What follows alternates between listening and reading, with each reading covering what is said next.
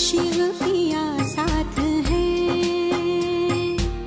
शिव पिया साथ है, मोरे शिव पिया साथ है। गीता ज्ञान की बरसात है, गीता ज्ञान की बरसात है, शिव पिया साथ है, शिव पिया साथ है। वो नजर में है, वो जिगर में है, सांसों के लंबे सफर में है। वो नजर में है, वो जिगर में है, सांसों के लंबे सफर में है। वो मेरे दिन रात है, वो मेरे दिन रात है, शिव पिया साथ है, शिव पिया साथ है।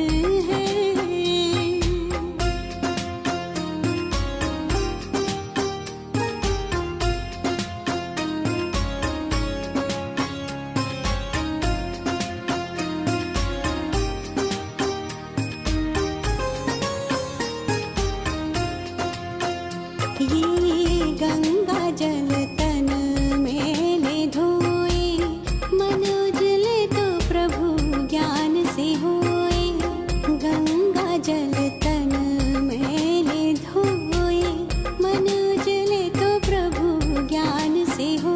राजयोगी बनाए वो बनाए ज्ञानी, राजयोगी बनाए वो बनाए ज्ञानी, ज्ञान मुरली बनाए महादानी।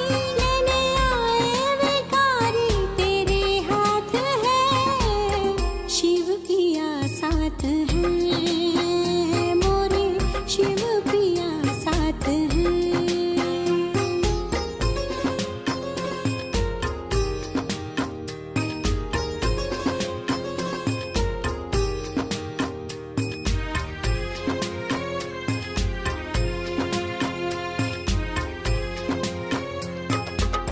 मैंने तो बरसों की है तपस्या, दूर करूंगी मैं जग की समस्या। मैंने तो बरसों की है तपस्या, दूर करूंगी मैं जग की समस्या। आत्मा समझो तो जग खेल है, प्रभु प्रिया से यही मेल है। काम क्रोध की होली जलाए, काम क्रोध की होली जलाए, नरसिंह उनका ये अवतार है, शिव पिया साथ है, मोरे शिव पिया साथ है, शिव पिया साथ है। ओम शांति। मीठे प्यारे बाप दादा को आजको मधुर महावाक्य रहेको छ। मिति 2077 साल चैत 31 गते मंगलबार, तदनुसार 13/4/2021 को।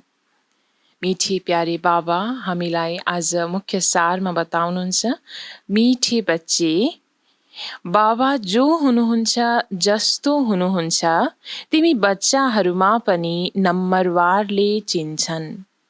यदि सबैले पहिचान गर्ने हो भने त धेरै भीड लाग्छ। बाबा हामीलाई मुख्य सारमा भन्नुहुन्छ कि बाबा जो हुनुहुन्छ, वास्तवमा जस्तो हुनुहुन्छ, हामी बच्चाहरूमध्ये पनि बाबालाई यथार्थ रूपमा पहिचान गर्ने थोरै मात्रै छौँ। अर्थात् बाबा भन्नुहुन्छ नम्बरवारले मात्रै बाबालाई चिन्ने गर्छन् भने बाबा भन्नुहुन्छ यदि सबै मनुष्य आत्माहरूले यथार्थ रूपमा बाबालाई पहिचान गर्ने हो भने त यहाँ धेरै भीड लाग्ने थियो। प्रश्नमा बाबा भन्नुहुन्छ, चारैतर्फ प्रत्यक्षताको आवाज कहिले फैलिन्छ?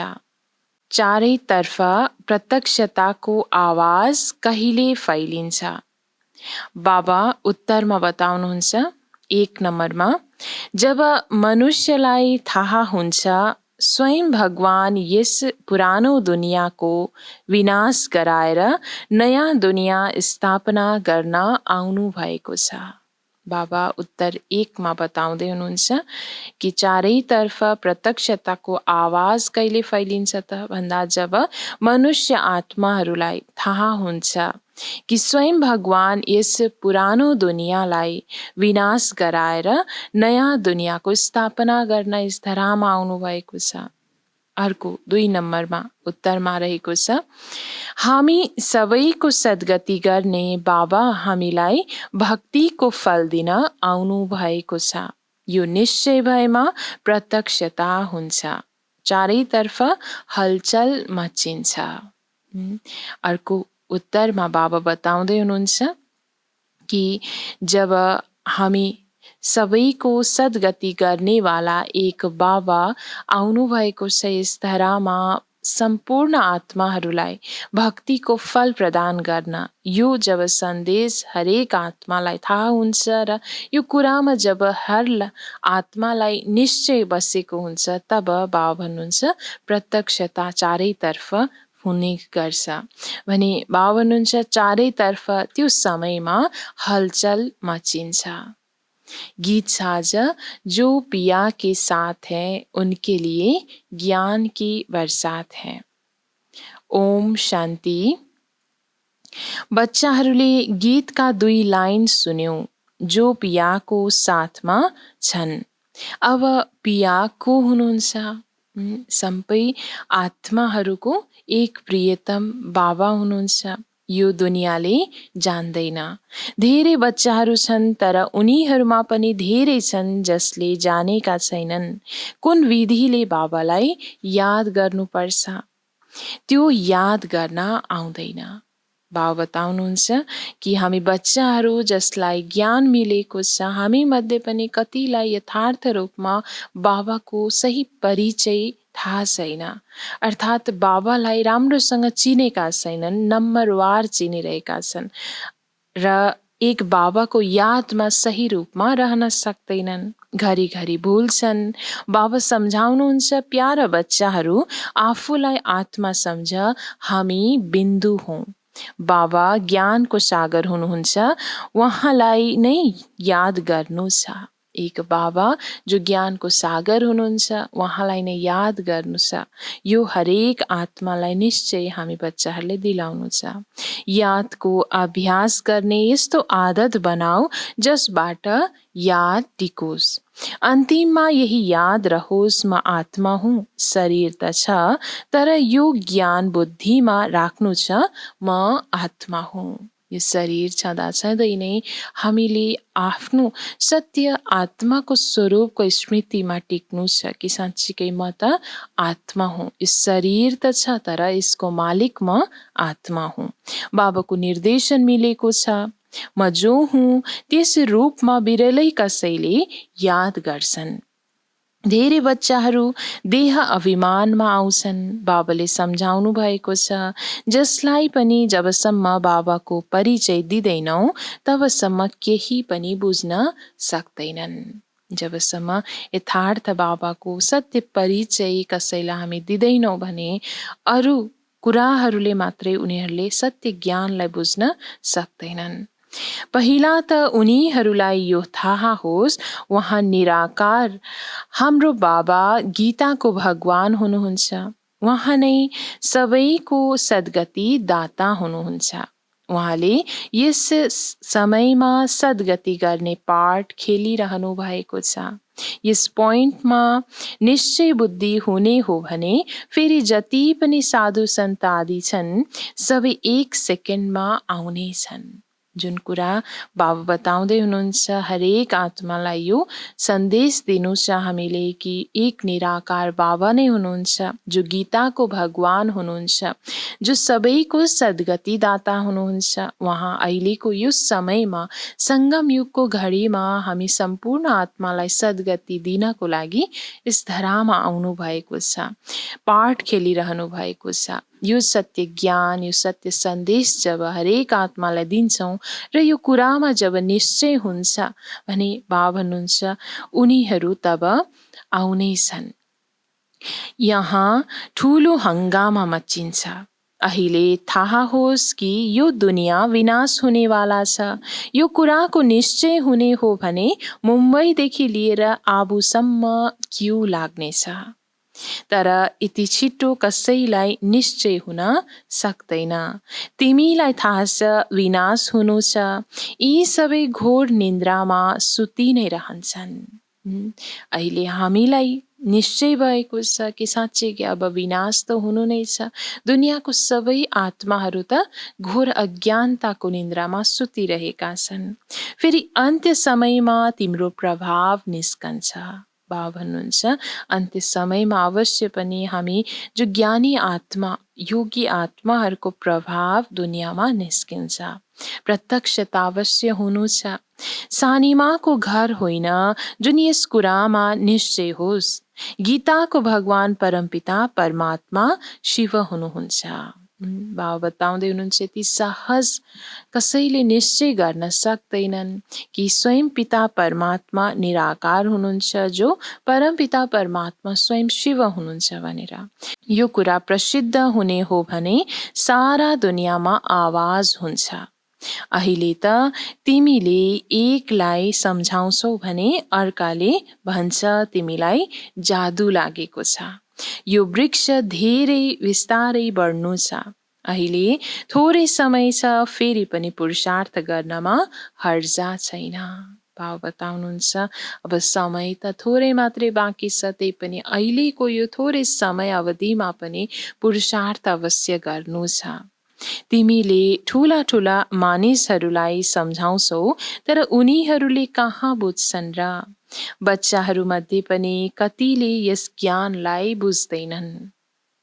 बाबाको याद छैन भने त्यो अवस्था हुँदैन। ज्ञानलाई त जानेको छौँ, ज्ञानी आत्मा त आफूलाई भन्छौँ। धेरै वर्षदेखि मुरली पनि अध्ययन गरिरहेको हुन्छौँ, तर यथार्थ रूपमा बाबाले भन्नुभएको कुरालाई बुझ्न सकिरहेको हुँदैनौँ। बाबा भन्नुहुन्छ यसको कारण हो बाबाको याद नहुनु। यदि बाबाको याद यथार्थ रूपमा छैन भने त्यो अवस्था पनि हुँदैन। बाबालाई थाहा छ निश्चय केलाई भनिन्छ।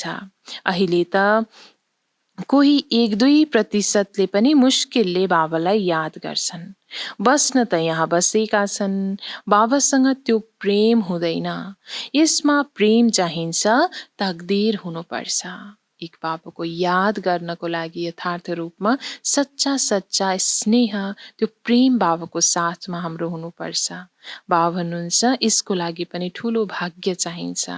जब ठुलो भाग्य हुन्छ तब नै सही रूपमा बाबाको साथमा सच्चा प्रेम हुन्छ र त्यो प्रेम अनुसार हामी बाबालाई याद गर्न सक्छौँ। बाबासँग प्रेम हुने हो भने बुझ्छन् म कदम कदम श्रीमतमा चल्नु छ। हामी विश्वको मालिक बन्छौँ। आधा कल्पको देह अभिमान बसेको छ, त्यसैले गर्दा अब देही अभिमानी बन्नमा धेरै मेहनत लाग्छ। आदत बसेको छ देह अभिमानमा आउने, त्यसैले बाबा पनि बुझ्नुहुन्छ कि बच्चाहरूलाई त्यो आदतको कारणले गर्दा गाह्रो भइरहेको छ देही अभिमानी अवस्थामा टिक्नको लागि। तर यसको लागि अभ्यास हामीले पक्कै गर्नु छ। आफूलाई आत्मा सम्झिएर मोस्ट विलवेट बाबालाई याद गर्नु सानीमाको घर होइन। उनीहरूको अनुहारमा नै रौनक आउँछ। जो यथार्थ यादमा रहन्छन्, सच्चा प्रेममा बाबाको प्रेममा मगन भएर जो यादमा टिक्छन्, बाबा भन्नुहुन्छ उनीहरूको अनुहारमा नै रौनक देखा पर्छ। कन्याले विवाह गर्छिन्, गहना आदि लगाउँछिन् भने अनुहारमा एकदम खुसी आउँछ। तर यहाँ त प्रियतमलाई याद नै गर्दैनन्, त्यसैले अनुहार यस्तो उदास भइरहन्छ, कुरै नगर। बाबा भन्नुहुन्छ कि कन्याले विवाह गरेपछि अनुहार खुसी हुन्छ। कसैको त विवाहपछि पनि अनुहार मुर्दाको जस्तो हुन्छ, किसिम किसिमका हुन्छन्। दुनियाँमा पनि जो कन्या विवाहभन्दा अगाडि हैन जुन अनुहारमा जुन चमक थिएन उसको भने विवाह पश्चात जब गरगहनाले सजिन्छ ऊ तब अनुहारमा त्यो चमक देखा पर्छ, त्यो खुसी हुन्छ भने बाबा हुनुहुन्छ। यहाँ पनि त्यसरी नै हामी एक प्रियतम बाबाको सम्पूर्ण आत्मा प्रियतमाले एक बाबाको यादमा यथार्थ रूपमा रहन्छौँ भने अनुहारमा अवश्य त्यो रौनक देखा पर्छ। कोही त अरूको घरमा गएपछि अल्मलिन्छन्, त्यस्तै यहाँ पनि यस्तै छन्।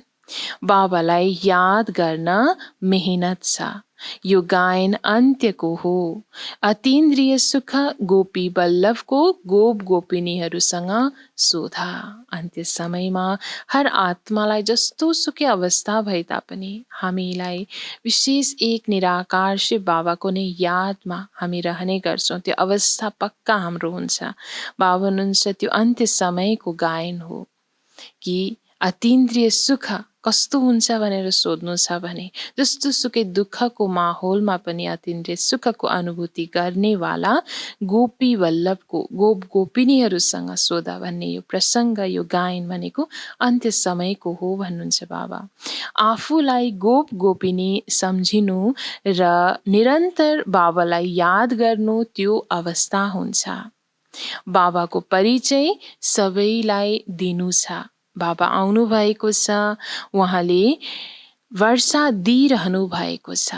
यो सन्देश हरेकलाई दिनु छ कि बाबा यथार्थ रूपमा यस धरामा आउनु भएको छ। प्र्याक्टिकलमा आएर हामी आत्माहरूलाई त्यो आफ्नो वर्षा बाँड्दै हुनुहुन्छ, दिइरहनु भएको छ। यसमा सारा ज्ञान आउँछ। लक्ष्मी नारायणले जब 84 जन्म पुरा गरे अनि बाबाले अन्त्यमा आएर उनीहरूलाई राजयोग सिकाएर राजाई दिनुभयो। लक्ष्मी नारायणको यो चित्र हो नम्बर 1। तिमीलाई थाहा छ उनीहरूले अघिल्लो जन्ममा यस्तो कर्म गरेका थिए, त्यही कर्म अहिले बाबाले सिकाइरहनु भएको छ। जुन कर्म लक्ष्मी नारायणले आफ्नो अघिल्लो जन्ममा गरेका थिए त्यही कर्म हामी आत्माहरूलाई पनि त्यस्तै देवी देवता तुल्य बनाउनको लागि बाबाले आएर सिकाइरहनु भएको छ। भन्नुहुन्छ मन मनाभव पवित्र बस, कुनै पनि पाप नगर किनकि तिमी अहिले स्वर्गको मालिक पुण्य आत्मा बन्छौ। बाबाले हामीलाई स्मृति दिलाउनु भयो आएर कि हामी आत्मा नै अब पुण्य आत्मा बन्नु छ। जो पाप आत्मा बनेका छौँ स्वर्गको मालिक बन्नु छ। आधा कल्प माया रावणले पाप गराउँदै आएको छ। अब आफूसँग सोध्नु छ मबाट कुनै पाप त भएको छैन।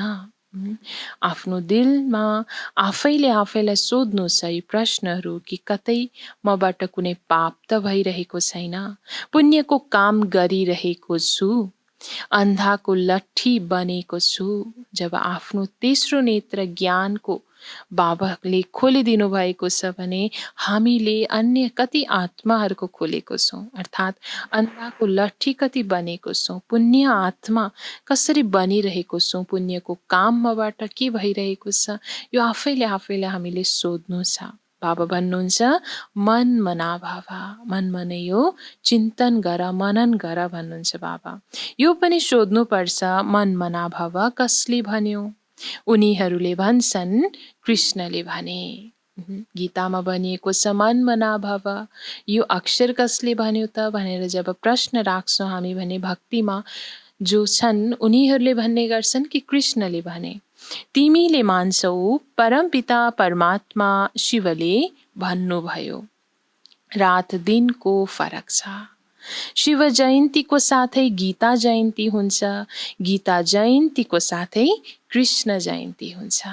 यसरी शिव परमात्मा जब यस धरामा आउनुहुन्छ तब गीता ज्ञान जब हरेक आत्मालाई हामीलाई दिनुहुन्छ, गीता ज्ञान रचना गर्नुहुन्छ, तब भनिन्छ गीता जयन्ती भने। जब गीता जयन्ती हुन्छ, गीता ज्ञान बाबाले दिनुहुन्छ आत्मालाई, तब कृष्ण जयन्ती हुन्छ, अर्थात् तब कृष्णको पनि जन्म गीताद्वारा हुन्छ। तिमीलाई थाहा छ हामी भविष्यमा राजकुमार बन्छौँ। भिखारीबाट राजकुमार बन्नु छ, यो लक्ष्य उद्देश्य नै राजयोगको हो। तिमीले सिद्ध गरेर बताऊ, गीताको भगवान श्री कृष्ण थिएनन्, उहाँ त निराकार हुनुहुन्थ्यो। त्यसपछि सर्वव्यापीको ज्ञान उठ्छ। सर्वका सद्गतिदाता पतित पावन बाबा हुनुहुन्छ, भन्छन् पनि उहाँ मुक्तिदाता हुनुहुन्छ।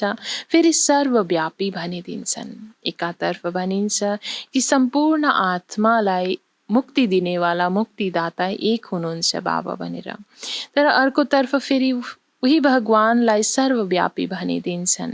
जे जति बोल्छन् त्यसलाई बुझ्दैनन्, धर्मको बारेमा जे आउँछ बोलिदिन्छन्। आफ्नो मनमत परमतमा आएर अनेक कुराहरू बोलिरहन्छन्। बाबा भन्नुहुन्छ मुख्य धर्म छन् 3। देवी देवता धर्म त आधा कल्प चल्छ। तिमीलाई थाहा छ, बाबाले ब्राह्मण देवता क्षत्रिय धर्म स्थापना गर्नुहुन्छ।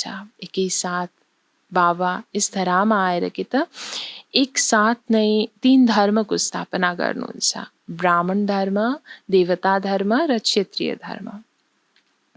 बाबा भन्नुहुन्छ यो दुनियाँले जान्दैन।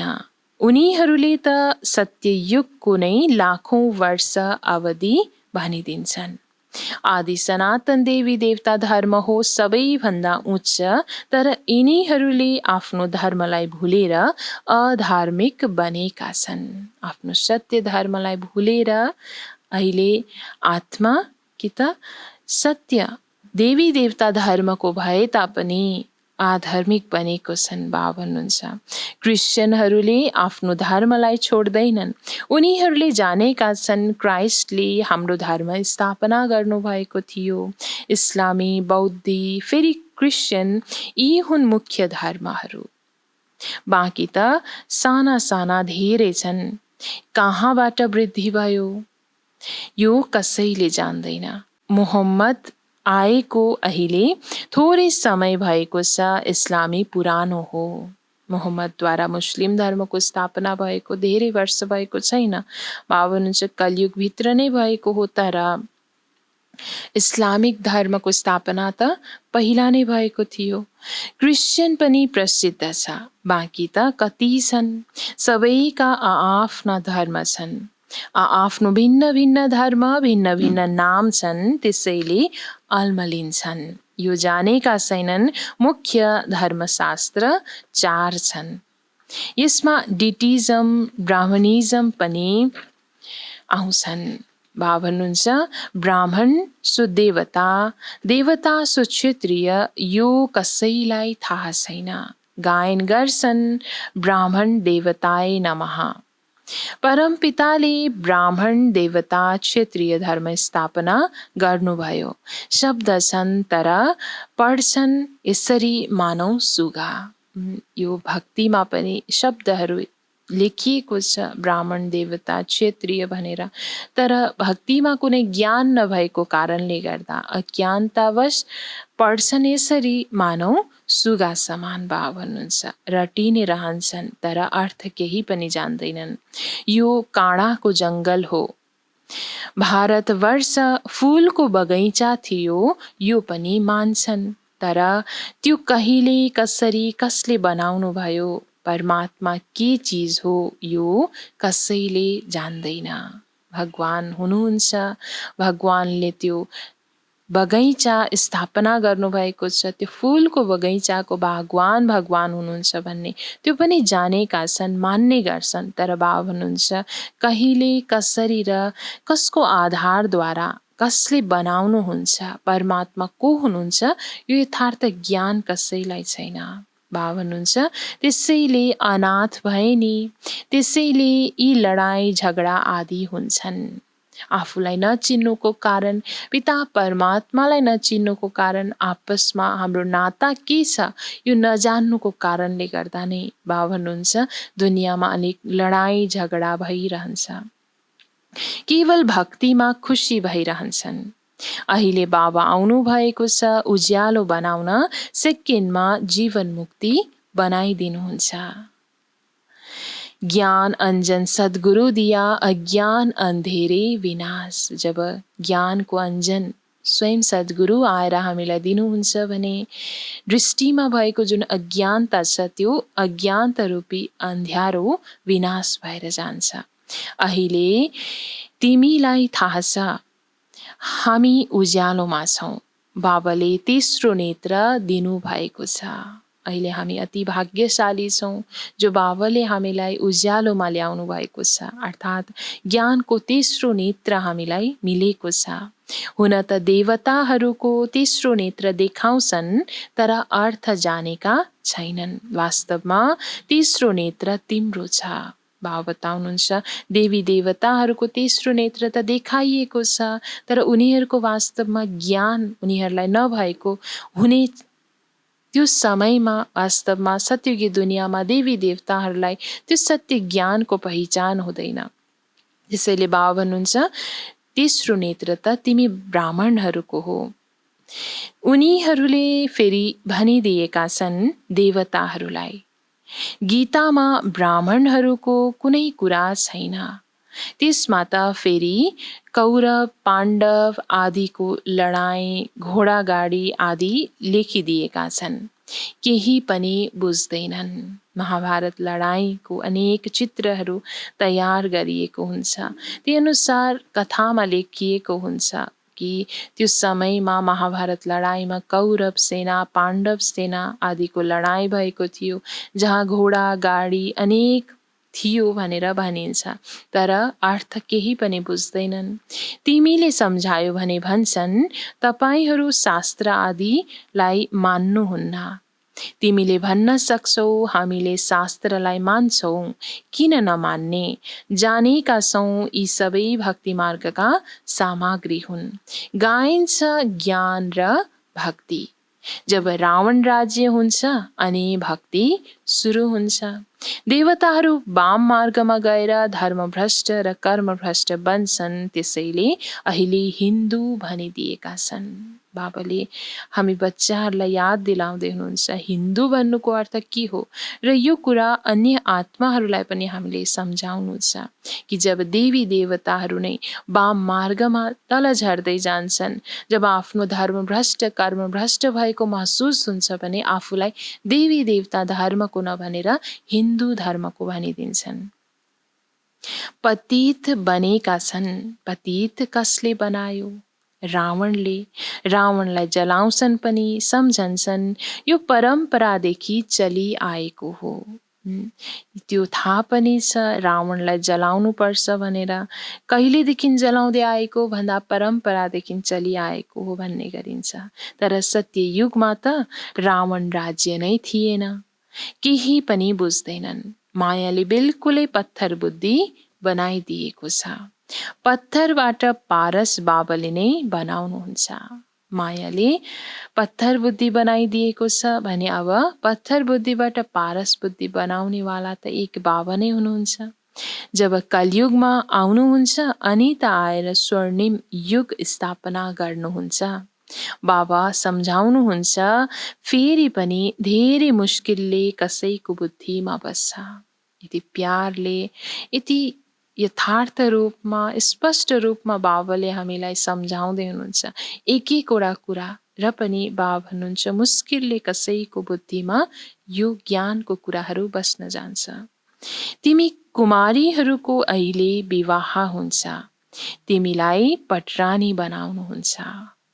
तिमीलाई भगाउनु भयो अर्थात् तिमी आत्माहरूलाई भन्नुहुन्छ तिमी मेरा थियौ फेरि तिमीले मलाई भुल्यौ। विशेष कुमारीहरूको गायन गरिन्छ। भगवानलाई भनिन्छ पनि कन्हैया अर्थात् कन्याको नैयालाई पार लगाउनेवाला, जीवनको रूपी नैयालाई पार लगाउनेवाला एक भगवानलाई कन्हैया भनिएको रहेछ। भने बाबाले यथार्थ रूपमा अहिलेको समयमा आएर भन्नुहुन्छ कि बच्ची तिमी मेरा थियौ र मेरो हौ तर तिमीले मलाई भुल्यौ। देह अभिमानी बनेर मायाका बन्यौ। बाँकी भगाउने त कुरै होइन। बाबाको हौ नै हामी भने यहाँ भगाउने कुरा त वास्तवमा होइन। म एकलाई याद गर। भाव बताउनुहुन्छ बच्चे, म एकलाई भने याद गर। याद गर्नमा नै मेहनत छ। देह अभिमानमा आएर धेरै विकर्म गर्छौ। बाबालाई थाहा छ यो आत्माले मलाई याद नै गर्दैन। देह अभिमानमा आएर धेरै पाप गर्छन् भने पापको घडा 100 गुणा भरिन्छ। ज्ञानमा नहुँदाखेरि बाबा हुनुहुन्छ 1 गुणा हुन्थ्यो भने अब पापको घडा बाबा हुनुहुन्छ जब ज्ञानमा आउँछौँ र हामीबाट जब विकर्म हुन्छ भने तब 100 गुणा भरिन जान्छ। अरूलाई मार्ग बताउनुको सट्टा स्वयंले नै भुल्छन्। बाबा भन्नुहुन्छ अझै दुर्गति प्राप्त गर्छन्। धेरै उच्च लक्ष्य छ, चढ्यो भने वैकुण्ठ रस, गिर्यो भने चकनाचुर। यो राजाई स्थापना भइरहेको छ।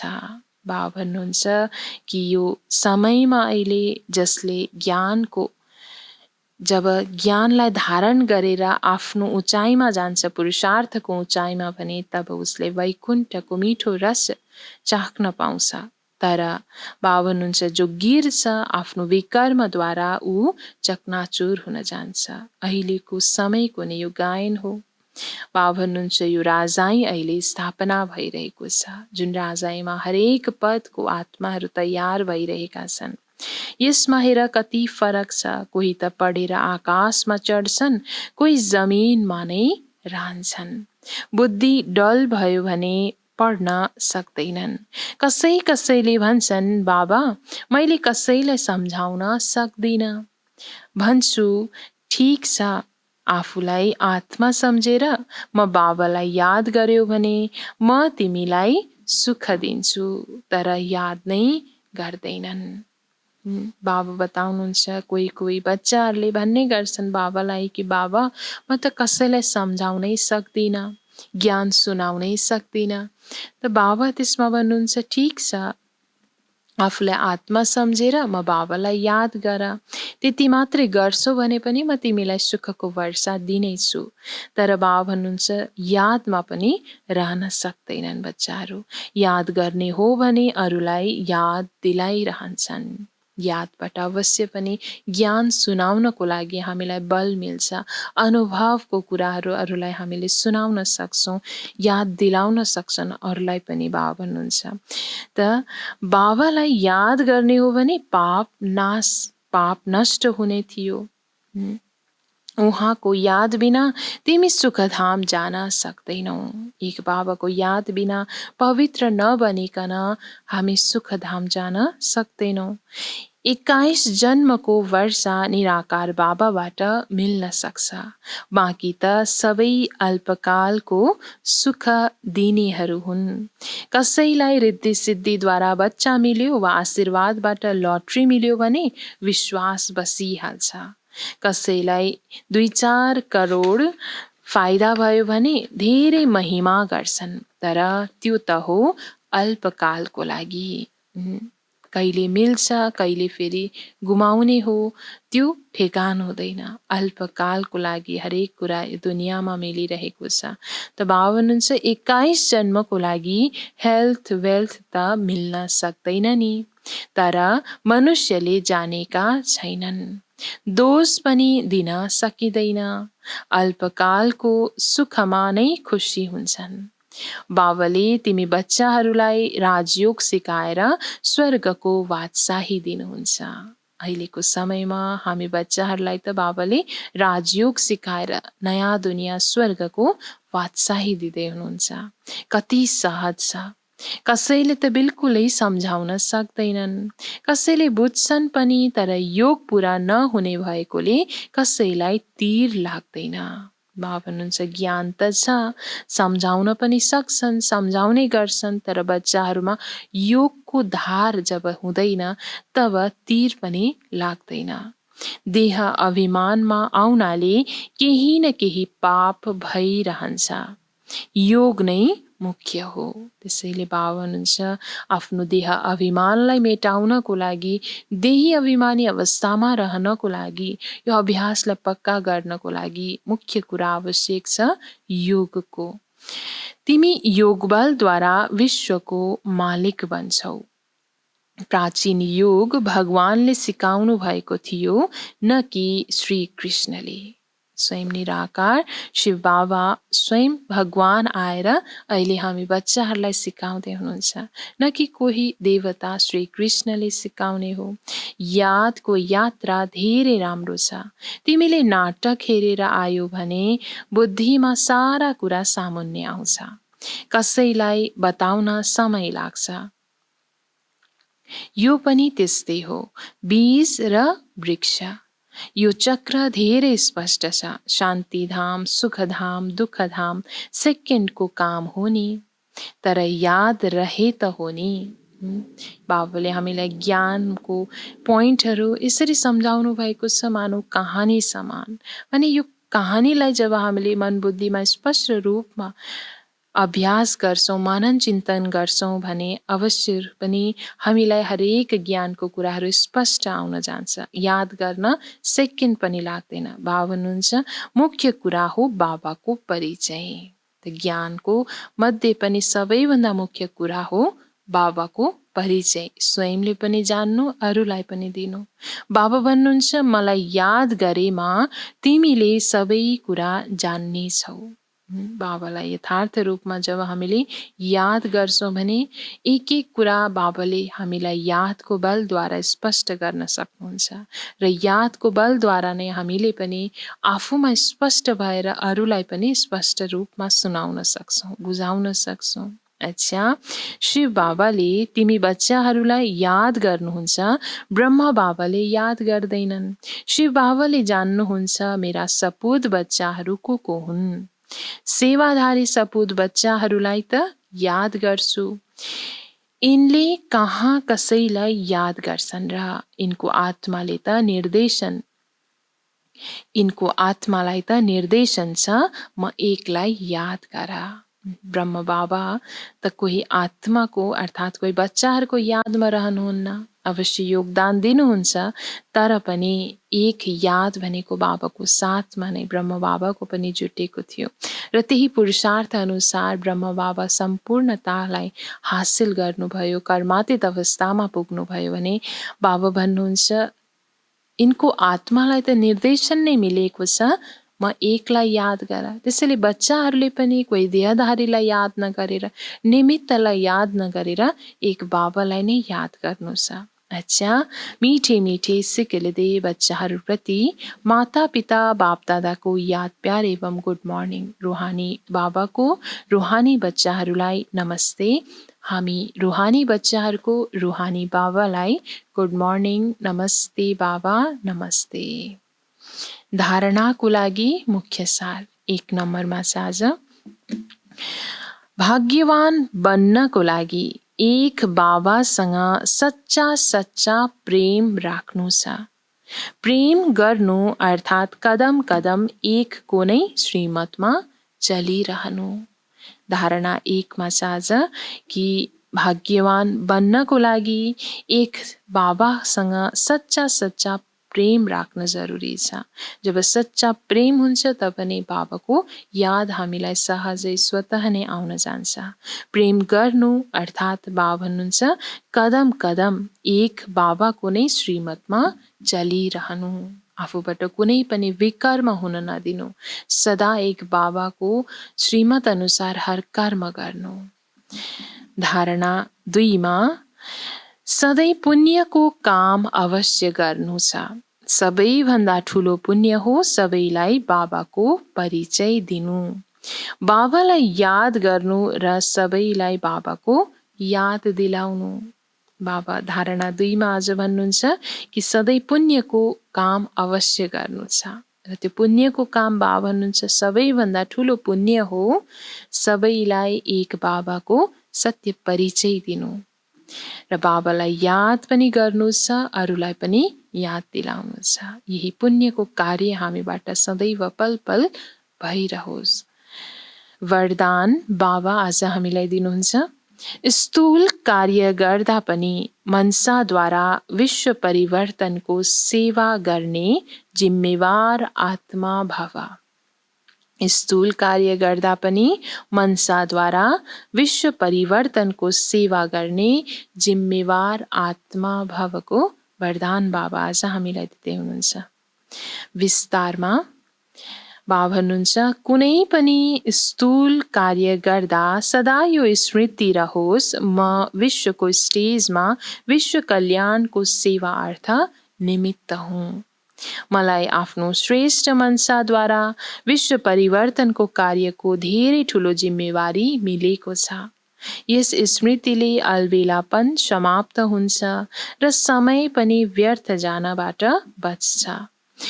एक सेकेन्ड अमूल्य मानेर विश्व कल्याणको वा जड चैतन्य दुवैलाई परिवर्तन गर्ने कार्यमा सफल गरिरहनेछौ। यसरी बाबा हामीलाई जिम्मेवार आत्माको वरदान दिँदै भन्नुहुन्छ कि स्थूल कार्य गर्दा गर्दै पनि मनसाद्वारा श्रेष्ठ सङ्कल्प राखेर जब विश्व कल्याणको लागि हामीले सङ्कल्पहरू आफ्नो मनमा त्यो भावनाहरू लिएर हरेक कार्य गर्छौँ भने हामीबाट आपसे आप त्यो विश्व कल्याणको सेवा भइरहेको हुन्छ। र यसरी जब हामी यो स्मृतिमा रहन्छौँ भने अलबेलापन पनि समाप्त भएर जान्छ र कुनै समय पनि व्यर्थ जान सक्दैन। व्यर्थ जानबाट समय बच्न जान्छ भने बाबा भन्नुहुन्छ यसरी एक सेकेन्ड अमूल्य मानेर विश्व कल्याणको कार्यमा विशेष जड चैतन्य दुवैको परिवर्तन गर्ने कार्यमा हामीले हर पल आफ्नो हर क्षण सफल गरिरहनु छ। यसरी हामी जिम्मेवार आत्माको हामी सम्मान लिनेछौँ। स्लोगनमा बाबा भन्नुहुन्छ, अब योद्धा बन्नुको सट्टा निरन्तर योगी बना। बाबा भन्दै हुनुहुन्छ कि अब योद्धा बन्नुको सट्टा निरन्तर योगी आत्मा बन्नु छ। अर्थात् मायासँग युद्धको खेल जुन खेल्ने क्रमलाई अब बन्द गरेर बाबाको साथमा लवलीन रहेर योगी अवस्थामा रहेर हर विजय प्राप्त गर्नेवाला निरन्तर योगी आत्मा हामी बन्नु छ। अच्छा, ओम शान्ति।